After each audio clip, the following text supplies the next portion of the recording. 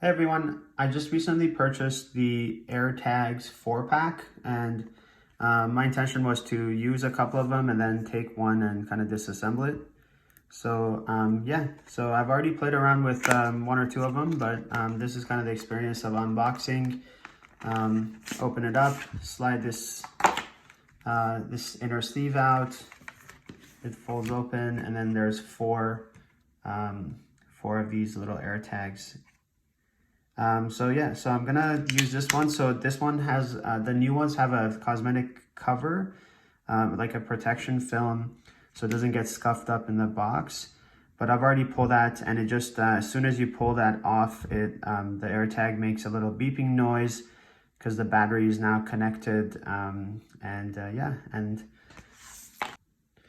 Cool, let's get started on the disassembly.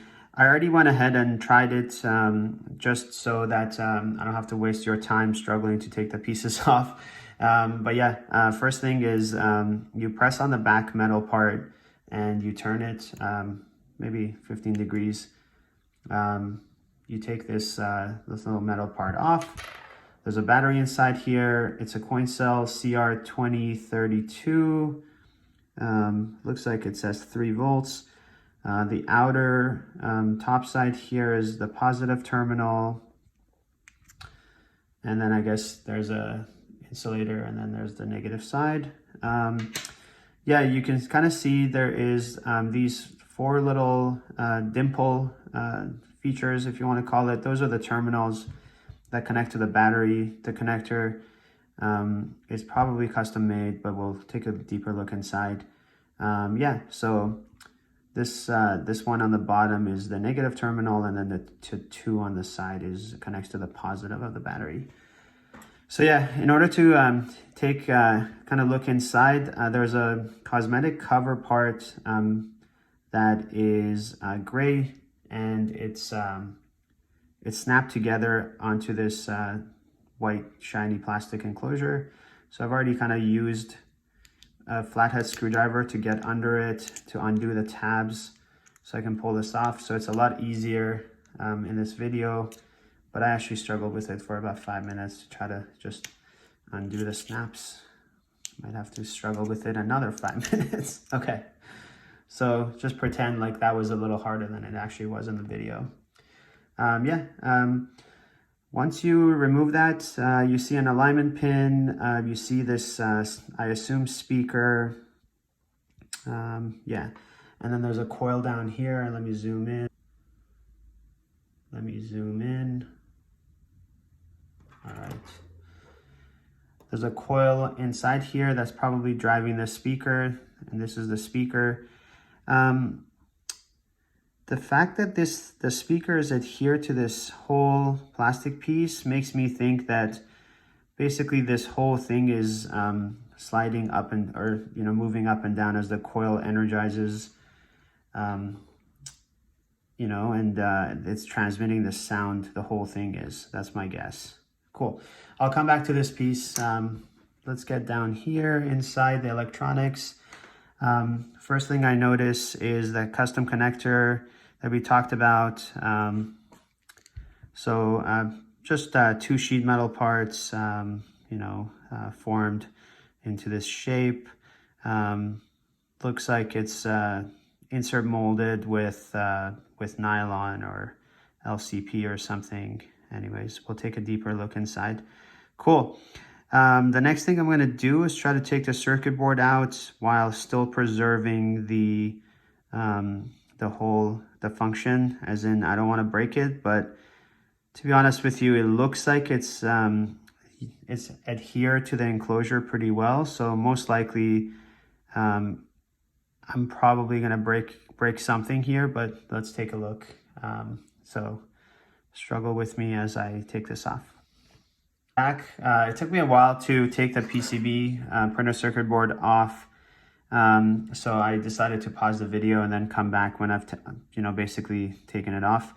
A couple of things just to note. So I looked for a way to get under the PCB so I can pop it up, and the best way I found was to use this alignment pin for this that was used for this white plastic boss feature here. I used my flathead screwdriver to get under it to pop the circuit board off. And of course, there are components on the back right under that area. So most likely I've already damaged this thing. A couple of other things. Once I took the PCB out, I noticed one, I tore these very tiny wires to this coil, so the speaker is not going to work anymore. I also noticed that when I flip this around, let's get this out of the way. I noticed that it looks like there's about 4 little tiny little solder dots here that interface with this inner plastic part here. And I'll get into the details, but my guess is that there are actually antenna patterns printed on this gray part. And I think that's an LDS process, but I'll get into the specifics later. So I think these 4 tabs, solder tabs, were the connection to this part for the antenna. So yeah, so it looks like my goal of keeping this product from breaking is not gonna happen, but that's okay. We learned something new, totally worth it. Cool. I'll get into the details of these components, chips and stuff. I'll read them. I'll try to scan some of these 2D barcodes later, but for now, I took this part out, circular PCB shape. These 3 interesting patterns on the sides, which I assume are antennas. Yeah, let's keep going. Okay, next thing I'm gonna do is try to take this plastic gray part out. So once again, I'll kind of pause the video and struggle with it on my own. And then once I take it out, I'll turn the video back on and I'll show you guys how I did it. Okay, I'm back, and I've got to say it was pretty difficult to remove this inner plastic part.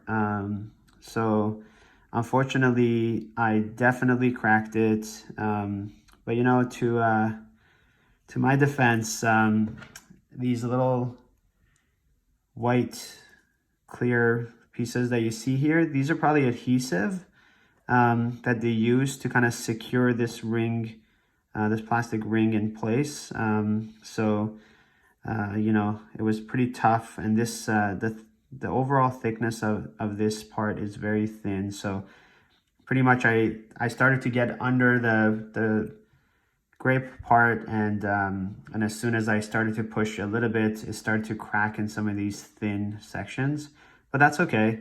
So you can see here the coil is still on. I probably damaged that as well. We probably squished it, so it's definitely not going to work. And of course I lost the solder connection to the board, so that's also not going to work and not going to repair that at all. Yeah, there's a white enclosure here. We'll get to those. There's a bunch of undercut features to kind of stiffen this up, but also keep the wall thicknesses uniform. I can see. Yeah, that's that. What's really cool, and this kind of gets into the details a bit, so maybe I'll just kind of present all the parts first and then start to talk about the details. So white enclosure, this looks like an LDS antenna, kind of plastic part, the printed circuit board, of course, which is soldered with components on both sides. This gray plastic cover, which has the speaker, you know, on it. Looks like it's adhered. I'm going to try to take that off. Some laser artwork markings, some regulatory markings on the back. This metal cap, which has an sheet metal inserted inside of it to push on the back of the battery to get it to make the proper connection with these. Let me use this black stick with these connections. And finally, a coin cell battery, a watch battery if you want to call it, but I don't know what watch would be this big, but a battery that that kind of powers up the whole device. So that's that. Cool. Let's jump into some of the details. So this part, my guess is that, just from looking at it, my guess is that this is either CNC'd or another process that I can kind of see this being useful for is MIM, metal injection molding. Yeah, I'm trying to look for any kind of evidence of molding, but I don't really immediately see anything. But they could have also polished this afterwards and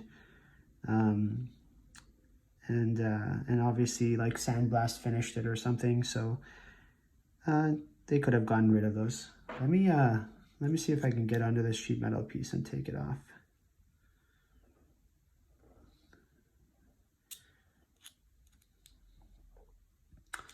I'll have to pause the video for this one too. Cool. So I got under this sheet metal piece and took it off. It looks like it has adhesive all the way on the back here. So yeah, that was interesting. And then I think what's super interesting about this part is that it actually, they made an effort to make a little feature here on the sheet metal with a punched hole. And then there's a gasket here. And then looks like there's also a hole here. So, you know, it's very interesting. And my guess is that this could be for some feature for like the acoustics. So the audio, maybe it's yeah, I have to think about this one, but definitely they made an effort to make some sort of feature here. So so it looks like it's intentional. These are just some, oh, looks like this is, my guess would be this is some sort of sticker to tell if there's been water ingress for warranty returns. I don't know why it's red, but let's see if it turns colors if I wet it. Oh, looks like the paint, looks like it's when it gets wet, it changes, it gets a little darker, and then it probably just you know, kind of melts, if you want to call it, all over the enclosure to tell you that there's been water inside. Cool. That was a good discovery. Looks like there's only one of those that I can tell. Yep. All right, so yeah, my best guess is MIM for this part. But yeah, let me know if you disagree in the comments. All right. The other cool thing I wanted to take a look at here is this plastic part. Looks pretty standard. As far as I can tell, no undercuts. Oh, this might have actually been the second water ingress sticker, so maybe there was two. As far as I can tell, there's no undercuts. Kind of, this is like a pretty straightforward pass core design, where the injection molding core just goes through and makes this undercut, and then it shuts off against the top cavity here, or maybe I said that in reverse, but same. Yeah, nothing too interesting about this one. Cool. I think the most interesting one from a mechanical engineering perspective is this part. So let's take a look. Some sort of 2D barcode probably for quality control purposes. Looks like there's some feature that kind of pops through the surface here. If I turn it to the back, interesting. Okay, well, I'll have to come back to that one. It looks like there's a line that goes across, and then if I flip it, it actually is this. Oh, I see what's going on. Yeah. So this is most likely the NFC coil that goes all the way around. I broke this part off, so there isn't a discontinuity here, but I just broke it off. But what's happening is that the coil, let's say it starts here, loops all the way around, and eventually terminates here on this plane. But then obviously in order to get this trace to come out on the other side, you have to kind of go under, go through, pop up on this side, go across, and then pop back up. And the worst part to break as I'm trying to explain this. And then pop back up here and then get to this connection point, solder connection point. So out of these four, two of them are for the NFC coil on the back here. And then when I look at the side here, there's another antenna here. Just from looking at it from just a size perspective, looks like it could be Bluetooth. And there's two connections here, and both connections kind of terminate on this thing. So it might be like an inverted F pattern with two legs. I'm not an antenna person, so that's the best explanation I can tell. But if you disagree, let me know in the comments. Cool. Pretty cool part. Lots of other mechanical features, probably to interface with some of the circuit board parts. Yeah, there's like a pocket here, most likely to allow this contact to bend down as the coin cell kind of pushes down on it. Yeah, overall, pretty cool little design. It does make me wonder how they make the connection with the circuit board here. So if they solder these 4 points to this part together first, or this part is inside the enclosure first and then adhere it down, and then they make this connection, that's probably their secret sauce. Yeah, cool. Let's take a look at the components on the circuit board.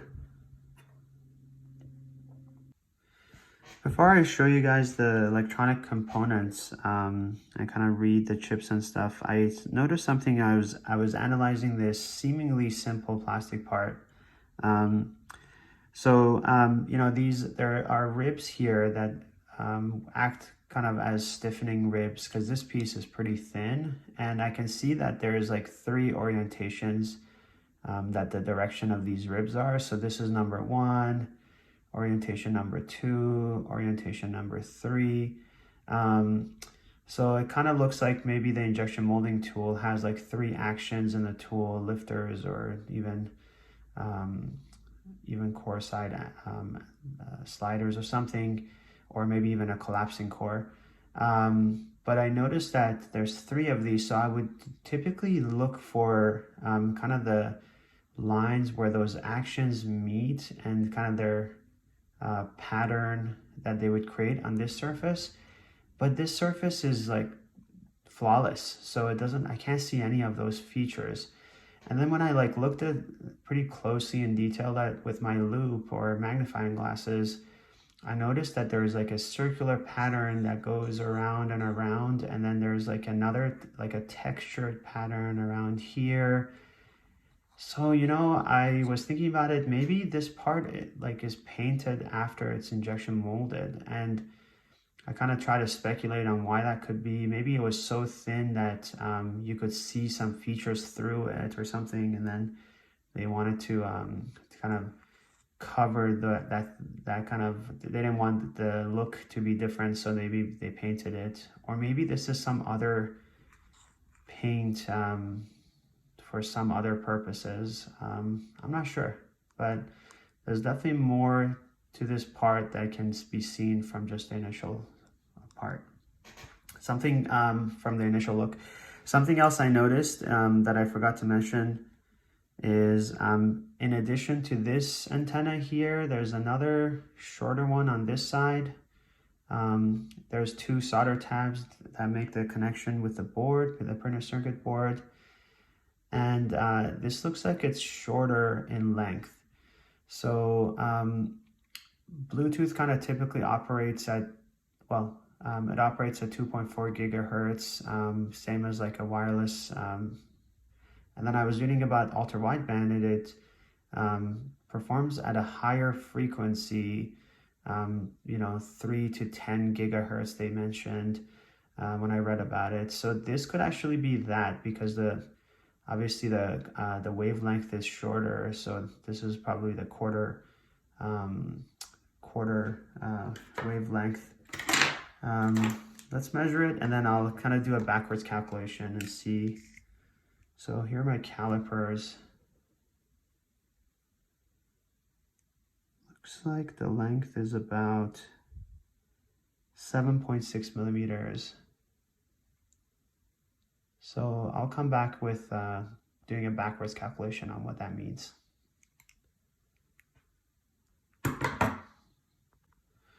Cool. So yeah, so I kind of calculated if it's 7.6 millimeters at a quarter wavelength, so it's 30 millimeters of wavelength, and then I kind of use an online calculator, and it gives me a backwards math of the kind of frequency would be about 10 gigahertz, which kind of matches up with what I read online about the ultra wideband. So that does make sense. Bluetooth 2.4 gigs, and then the NFC coil is actually very low frequency, like 13 point something megahertz. So yeah, it's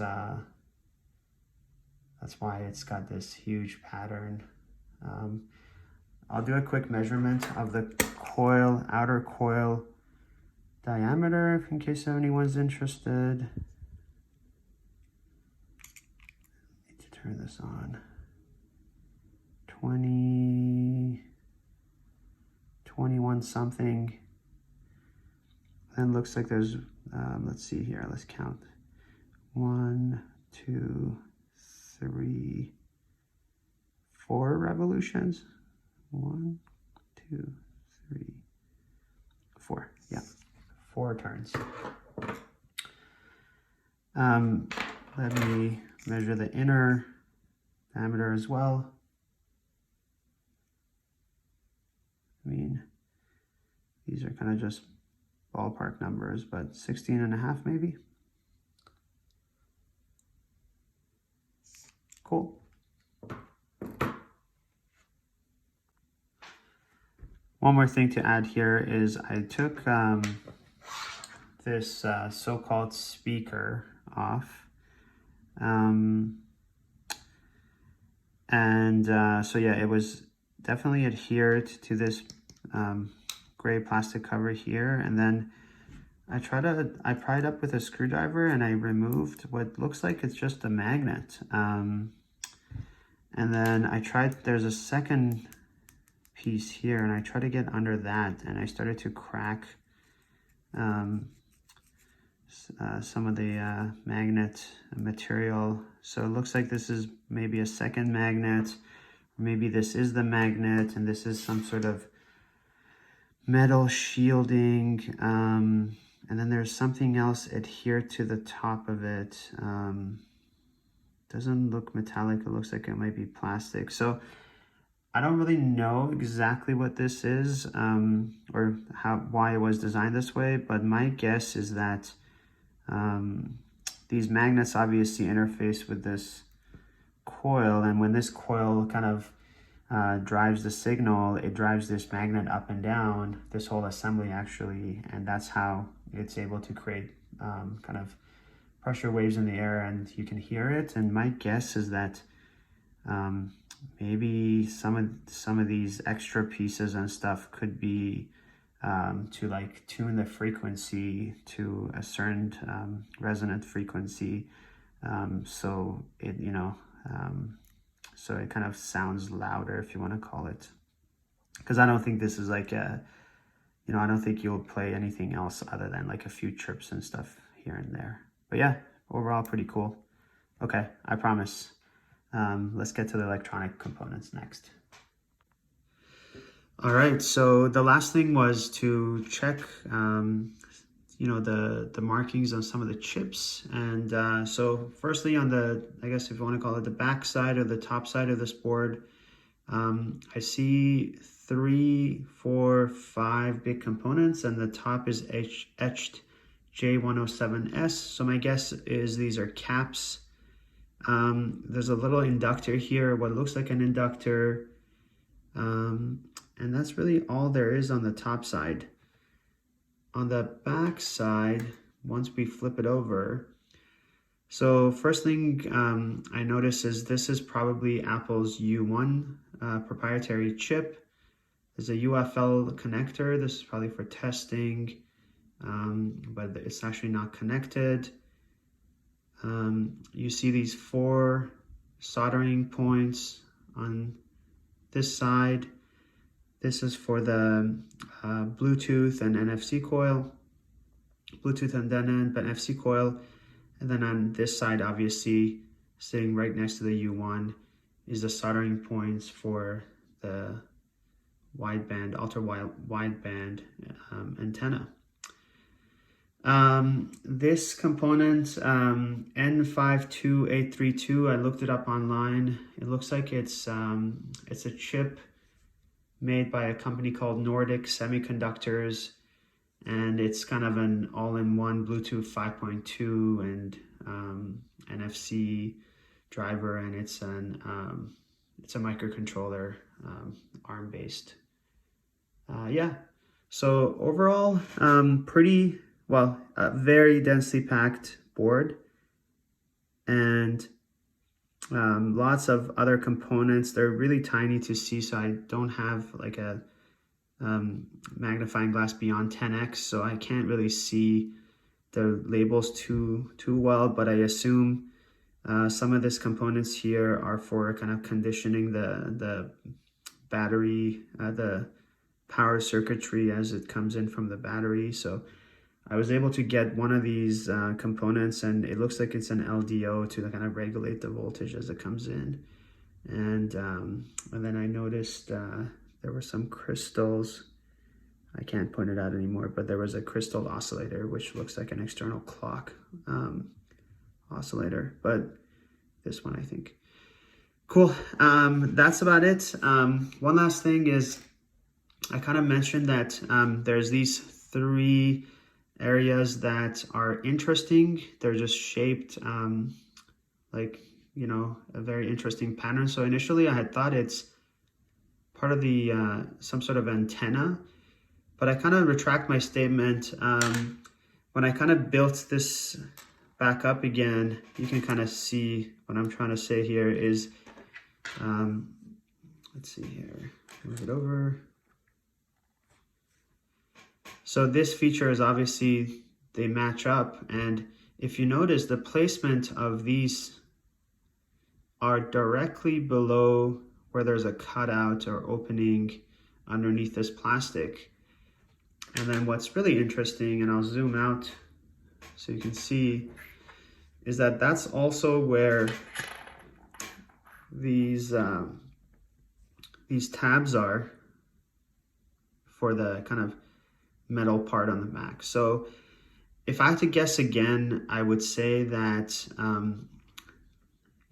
this is a big giant piece of metal, and for kind of antenna design, you don't want a giant piece of metal just floating around your product. So what I think these are a way to ground this part, or at least like tie it to a known voltage, so it's not floating and actually doesn't impact the RF performance. It could also be that this part is obviously a giant metal part, and you don't want to have that kind of transmit ESD strikes to some random area of the board. So it could also be that these tabs are tied to the board so that if there's an ESD strike, it'll go through these tabs and then go to the board, and then it can be kind of dissipated there and not become unpredictable. And I kind of noticed the same thing right underneath these positive tabs is a big pad of copper, which I assume could also be an ESD strike pad, but not 100% sure. Yeah, anyways, very densely packed board. Let me know in the comments if you want me to take a look at some of the chips and see if I can read the top a little bit better. But yeah, overall, super cool product. I really enjoyed taking it apart, and good job to all the Apple designers that worked on this product.